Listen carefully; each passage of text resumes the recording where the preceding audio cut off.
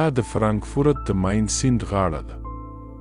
یوه غاړه د ښار شور کافیګانې منډه وهونکي او کښتۍ، بله غاړه ارامه او خاموشه د ونو سیوري او د مرغانو اوازونه. ځینې وخت بس یوه وقفه پکار وي چې ساه واخلې او شکر وباسې او ووایي ژوند ښکلی دی. دا سیند یوازې اوبه نه وړي، دا د زرګونو کیسو بهیر دی. د مینه والو پټې خبرې، د زړو سندرو اوازونه او د نسلونو د پښو نښانونه.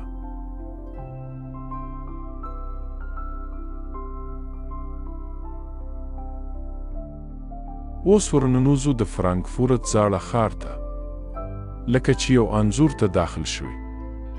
د ډبرو واټونه، زاړه کورونه او تاریخي ودانۍ. هره ډبره یوه خاطره او هر دیوال یو پټه کیسه لري. لکه وخت چې دلته درېدلی وي، خو لا هم د ژوند احساس کیږي. کتل دې کړکیو ته، څو سترګو به ترې لیدلي وي، څو خوبونه به د دې چتونو لاندې پیل شوي وي. دا ځای یوازې تاریخ نه ښیي، بلکې د تاریخ ساه اخلي.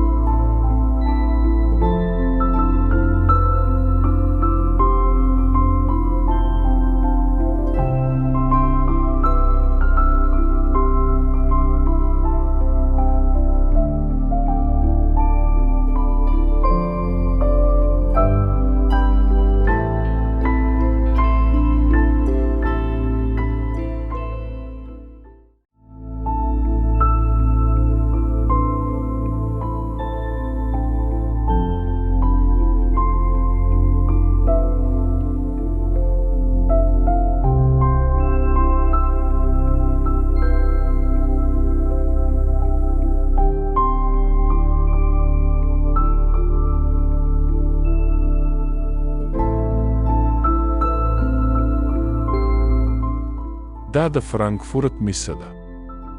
د نړۍ له سترو نندارتونونو یو ځای دی.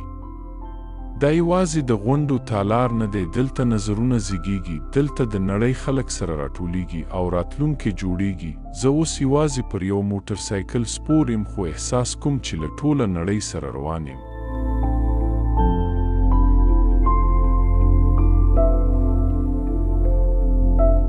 راځئ د ښار په تال کې وخوځو. سړکونه ژوندی دي، بایسکل ځغلونکي، سیلانیان، کارکوونکي، محصلین، هر یو د خپلې کیسې سره. شاوخوا ګوري، یو نجلۍ چې په ټلیفون خندیږي، یو زوړه سړی چې مرغانو ته دانې ورکوي، ماشومان چې د سیند پر غاړه په سکوټر منډې وهي. دا د ښار روح دی. په ودانیو کې نه دی، په خلکو کې دی.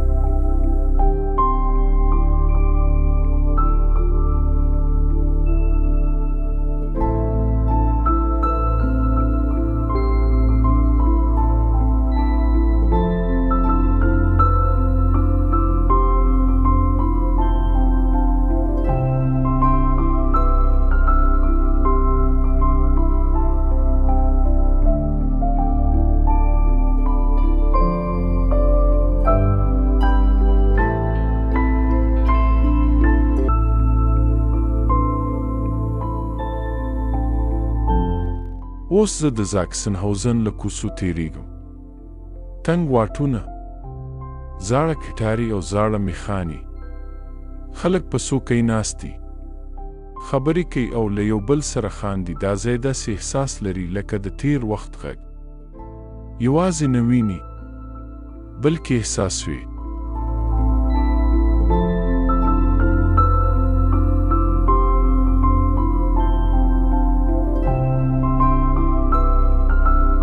بیا له پله تېرېږو او راځو دوج فلم موزیم ته که د زاړه انځورونو مینه والې.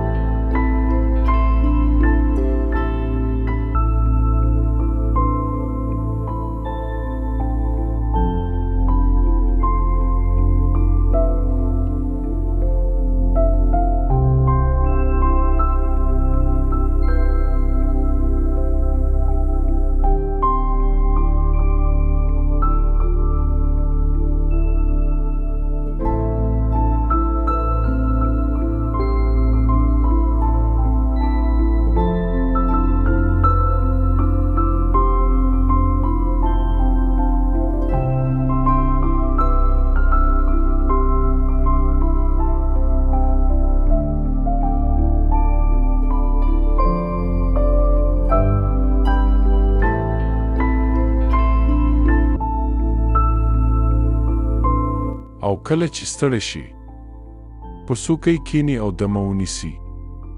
د باد او د اوبو نرم غږ سره ساه ونیسي او د کافي شاپونو له کونجه د قهوې خوشبوی به حس کړي.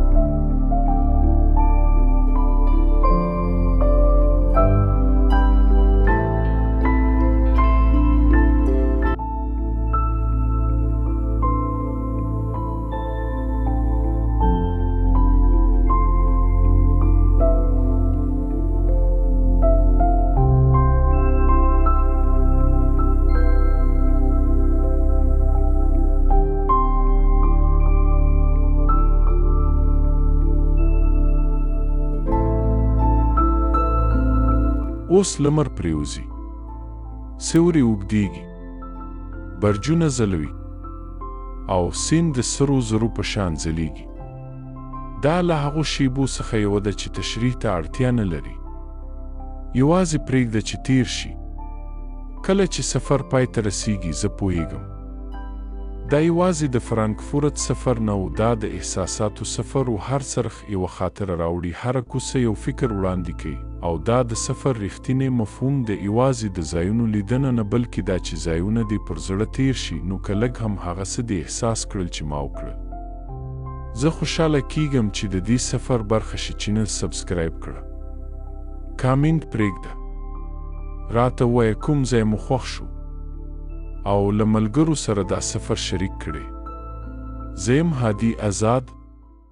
بیا به په بل سفر کې سره وینو، هلته چې هېرېدونکی نه وي.